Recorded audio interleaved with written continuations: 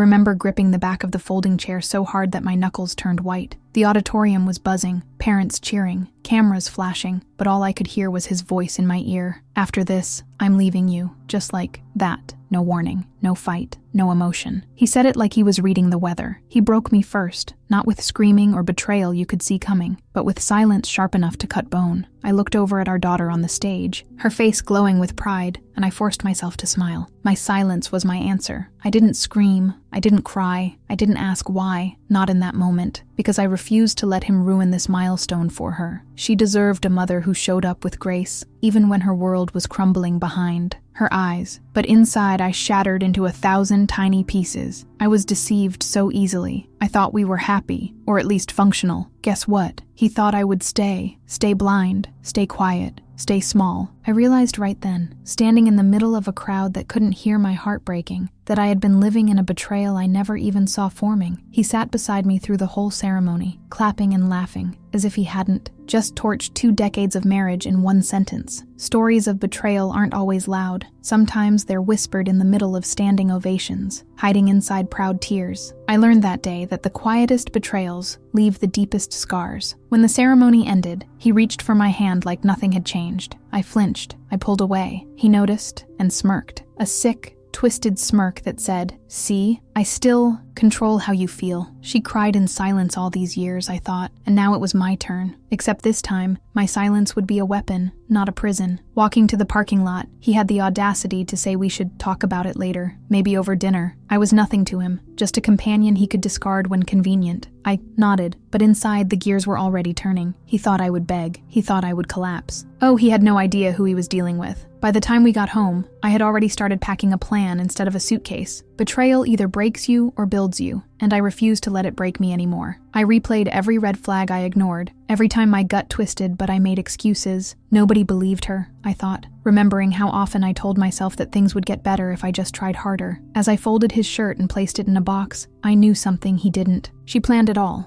And this time I was the she, the one who would expose everything he tried to bury. Because when betrayal slices you open, you either bleed out or you rebuild yourself out of armor. And that's exactly what I was about to do. I wasn't going to just survive this. I was going to make sure the truth came out. And when it did, he wouldn't be ready. He never saw it coming. But first, I needed to gather the proof that would burn the lies to the ground.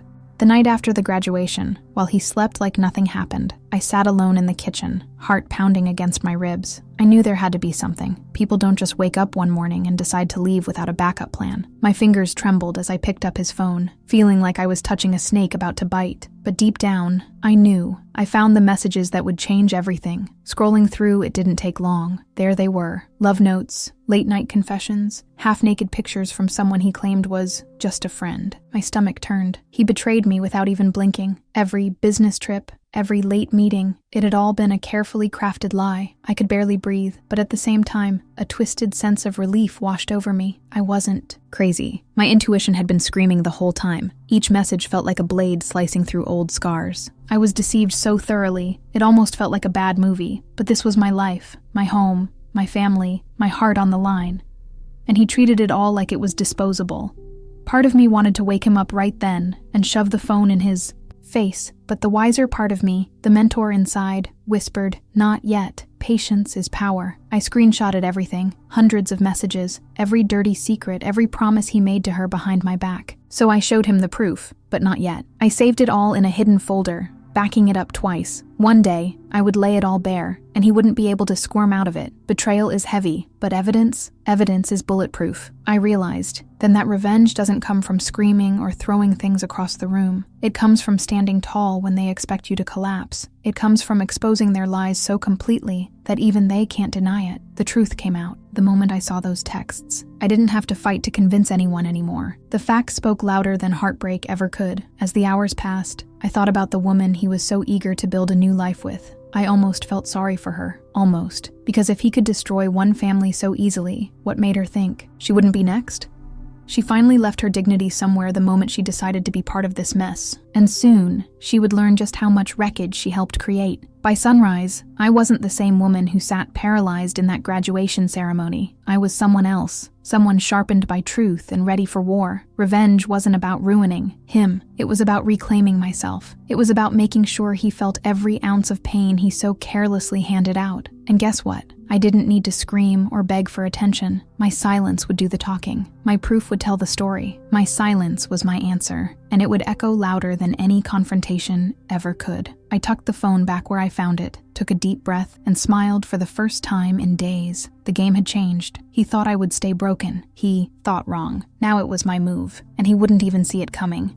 The funny thing about betrayal is how fast the tables turn when you stop playing nice. In the days after I found the messages, I acted like nothing happened. Calm, collected, even sweet. Oh, he didn't suspect a thing. He thought I would stay, just like I always had. Silent, forgiving, too scared to leave. But what he didn't know was, she planned it all. Every smile, every meal, every late-night conversation. I was setting the stage, while he made his secret calls and planned his new life. I was quietly building my exit. Bank accounts, legal advice, every little piece carefully arranged like a chessboard. She cried in silence, but only because she was too busy preparing for the day she'd never look back. Betrayal had broken me at first, but now it was fueling me. Every tear I shed turned into strategy. He started noticing the difference too late. He would reach for me at night, and I'd roll away. He'd ask what was wrong, and I'd smile and say, nothing, just tired. My silence was my answer, and it was driving him crazy. He couldn't figure out why the woman he once dismissed as nothing was suddenly out of reach. He thought I was just mourning. No, darling, I was plotting. Then came the day he sensed he was losing control. That's when he begged her to come back, to the version of me he could manipulate, control, silence. He tried gifts, empty promises, even tears. But the woman he once broke wasn't home anymore. The woman standing in front of him now had fire in her veins and a plan in her heart. "You're being distant," he said one night, voice cracking. "We can fix this. We can go to therapy." I almost laughed. Therapy? After years of lies? After the stunt he pulled at our daughter's graduation? He broke me first, and now he wanted to fix what he shattered with duct tape and apologies. It was almost too pathetic to watch. He swore up and down that he made a mistake, that he didn't mean it, that he still loved me. Nobody believed her when she said it was over, but I believed it. Deep in my soul, I knew I was past the point of no return. Love without respect is just manipulation, and I was nothing to him but a comfortable lie he clung to when things got too real. The beautiful part? I didn't even have to raise my voice. I didn't throw accusations. I let him stew in his own confusion, watching the woman he thought he owned slip through his fingers like smoke. He never saw it coming, and that was the sweetest revenge of all. As I stood there, listening to him plead and bargain, I realized something powerful. Closure isn't something they give you. It's something you claim for yourself. She exposed him not with rage, but with grace. And there's nothing more terrifying to a guilty man than a woman who's done crying. But this was just the beginning, because once you realize your worth, once you refuse to be a character in their twisted little story, you start writing your own ending. And trust me, the best part of my story was still yet to come.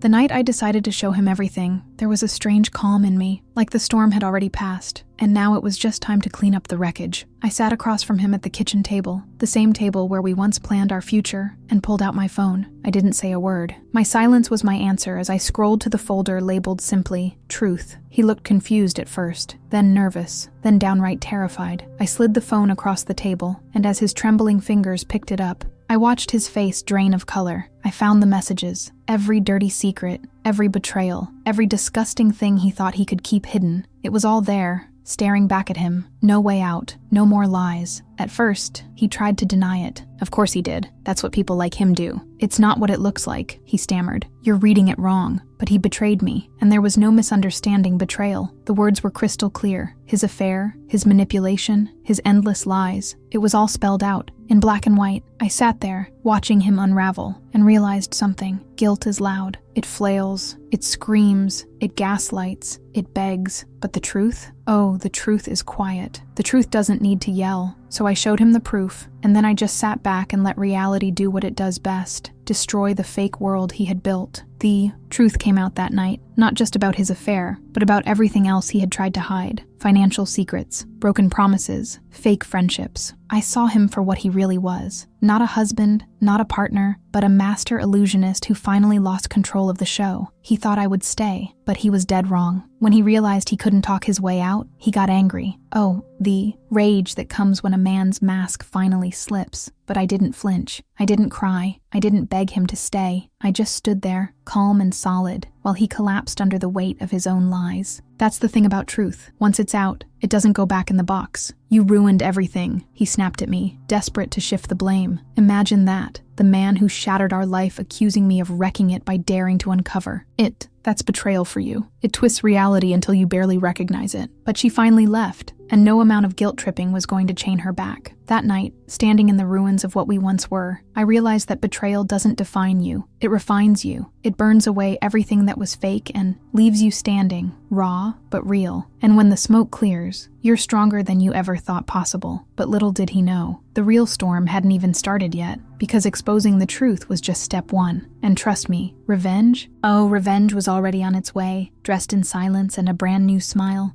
A few days after everything blew up, he started calling. At first it was just texts, short, pitiful little messages that barely made sense. Then the calls started, long voicemails where he swung between crying and yelling. He begged her to come back, but every word he spoke just pushed me further away. Some things, once broken, can never be put back together. I would sit there, staring at the screen as his name popped up again and again, and feel nothing. No rage, no sadness, just a cold clarity that felt almost peaceful. He broke me first. And now he was just dealing with the consequences of the storm he created. Funny how betrayal flips the script so fast, right? At first he tried to guilt me. Think of the family, he said. Think of everything we built. But all I could think of was how I was nothing to him when he chose to betray me. How my loyalty, my sacrifices, my love, all of it meant less to him than a few cheap thrills. He gambled everything, and he lost. That wasn't my fault. Then came the promises. Oh, the endless, desperate promises. I'll change, he said. It'll be different. But when she cried in silence at night, wondering what she had done wrong, where was all that energy then? When I needed him most, he turned away. And now that he needed saving, he expected me to swoop in? No way. People think betrayal happens in one explosive moment, but that's a lie. Betrayal is slow, like a rope fraying fiber by fiber until it finally snaps. Stories of betrayal aren't about the final act. They're about every small cut that came before. And let me tell you, by the time he was begging, I was already long gone emotionally. He showed up at our daughter's soccer game, thinking he could corner me there, where I'd have to listen. Public places, right? Safety in crowds. But even surrounded by familiar faces, he looked like a ghost, hollow, desperate. And when he whispered, "Please, just come home," I smiled politely and walked away. My silence was my answer. The thing he never understood was that she planned it all. Her escape,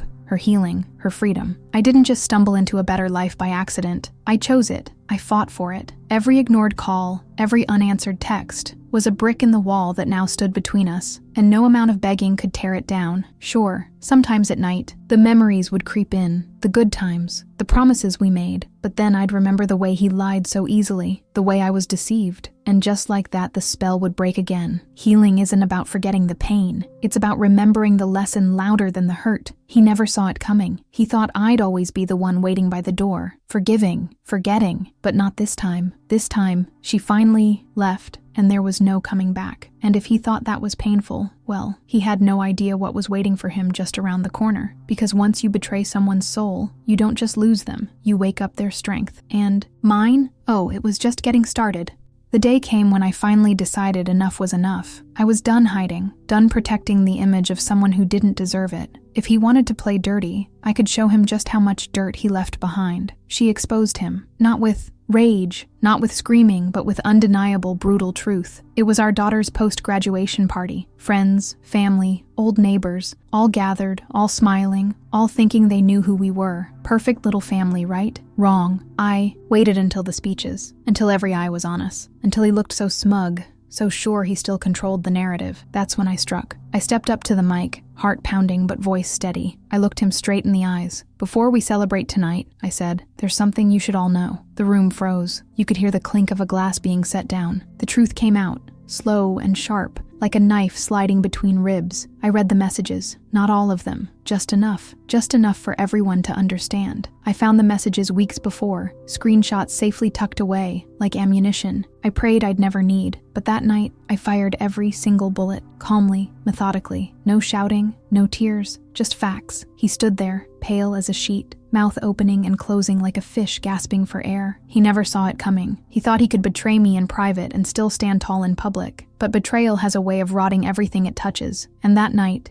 His shiny facade crumbled for everyone to see. Some guests tried to intervene. Some looked away, embarrassed for him. Others, people I thought were his friends, whispered among themselves, shaking their heads. Stories of betrayal travel fast, but nothing travels faster than the truth when it's laid bare under bright lights and crystal chandeliers. He tried to interrupt. "Please, let's talk about this privately," he stammered. But my silence was my answer. I let the screenshots speak for me. I let the faces of the people he cared about twist in shock and disgust. That was his mirror now. Let him see himself the way I had for months, exposed and pathetic. Later, some people called me cruel, said I should have handled it quietly. But you know what? When he broke me first, when he shattered my world without a second thought, nobody told him to be kind. Nobody told him to protect my dignity. Betrayal demands consequences, and he finally got his. That night wasn't just about revenge. It was about reclaiming my voice, taking back the pieces of myself he tried to bury under lies. And as the crowd slowly dissolved and he stood there, humiliated and alone, I realized something powerful. She planned it all, and it went exactly how she needed it to. And trust me, the story didn't end there, because what happened next made him regret ever thinking I was nothing to him.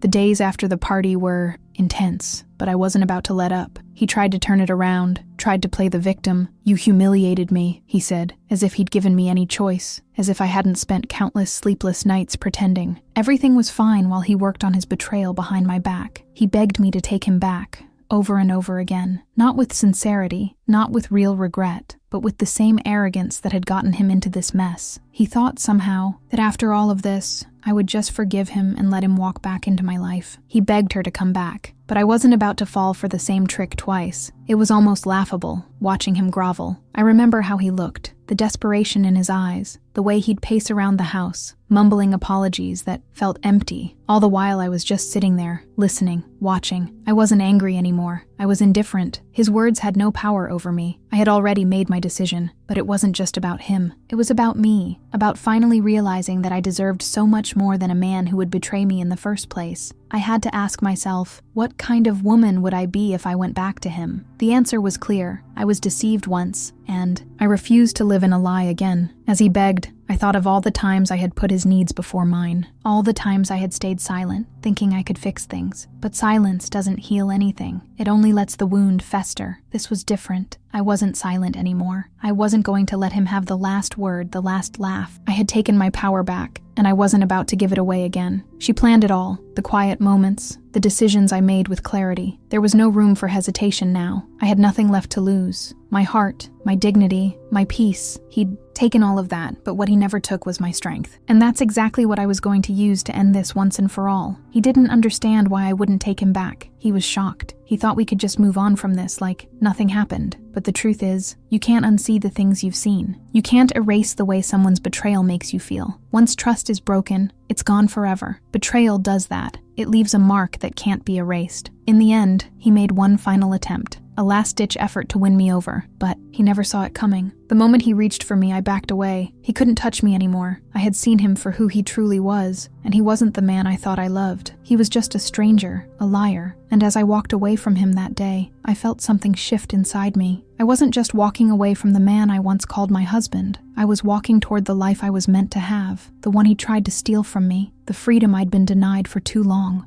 After everything that happened, I thought I'd feel lost, but I didn't. In fact, I felt something I hadn't felt in years. Freedom. It was like waking up from a long, suffocating dream. For the first time in so long, I could breathe without the weight of betrayal on my chest. The first few weeks were tough, no doubt. The loneliness crept in at odd times, and I couldn't escape the images of what he had done. But I also realized something. I wasn't alone. I had my family, my friends, people who never left me, even when I was blinded by love and lies. I wasn't alone. She cried in silence, but I didn't have to anymore. The people who truly loved me were there to lift me up. The truth was, I had been letting his actions define me for too long. I had been caught in his web of lies, believing I was nothing without him. But now I could see clearly. I found the messages, the ones that had once destroyed me, but now they were just pieces of the past, proof of how far I'd come. Proof of the strength I'd gained from this whole experience. And in the quiet moments, when I was still, I would think about the woman I had become. I wasn't the same person I was before the betrayal. I had learned to stand on my own, to trust my instincts, and most importantly, to never settle for someone who didn't value me. It was a new beginning, and it was mine. The truth came out, and with it came the power to reclaim my life. For the first time in a long time, I didn't feel broken. I wasn't defined by his betrayal anymore. I wasn't defined by what he did to me. Instead, I was defined by how I rose from the ashes, how I refused to let his lies keep me down. I was stronger than I ever realized, and that strength was my weapon now. The best part?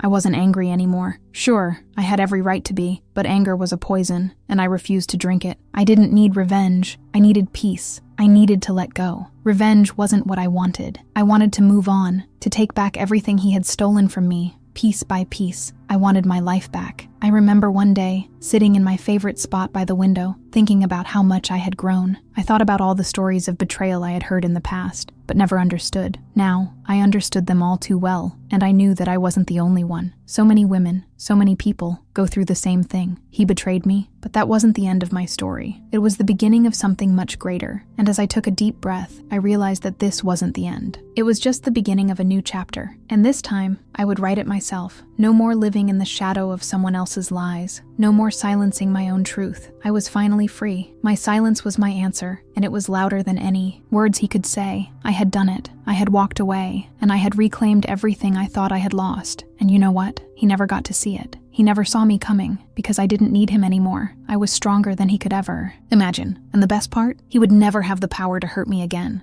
As time passed, I started to feel like I was finally in control. The pain wasn't as sharp anymore, and the thoughts of what happened no longer haunted me at every corner. But then, something unexpected happened. He showed up. I didn't want to see him, but there he was, standing in front of me, begging for my forgiveness. He didn't even know the weight of the words he was about to say. He begged me. Oh, how he begged. But I didn't feel pity. Not anymore. Not for someone who had shattered my trust and torn apart everything I thought we had. He thought he could just waltz back into my life like nothing had happened. He thought I would stay, that I would fall for his pleas and take him back. But I wasn't the same person who had cried in silence years ago. That person was gone. I had become someone stronger. What struck me the most, though, was how he still didn't get it. He didn't understand the depth of his betrayal, the damage he had done. It was like he thought we could just pick up where we left off. He never saw it coming. I wasn't about to give him that chance again, not after everything I had been through. He had lost that privilege the moment he betrayed me. I listened to his apologies, his promises to change, his desperate attempts to make it all right. But with every word, I only grew more resolute. He was the one who had broken me first, and now he was the one who was going to suffer the consequences. Not by me, but by the universe, by the life I had rebuilt for myself. It was like I could feel the universe aligning, preparing me for this very moment. The moment he left, I felt a strange sense of calm. He had come into my life with promises of love and protection, only to shatter them with lies and deceit. But now, I was the one in control. I had the power, not him. It was a feeling I had never known before. She planned it all, I realized. This wasn't just about the betrayal anymore. This was about me finding my own strength. This was about me winning back my life, my happiness, my peace. His words didn't move me anymore. They were just that. Words, empty promises, meant to manipulate and deceive, and I wasn't falling for it. She exposed him, and I would never forget that. The truth had come out, and it couldn't be erased. No matter how much he tried to manipulate me, no matter how many tears he shed, the truth was out there, and nothing could change that. I walked away from him that day, not out of anger, but out of strength.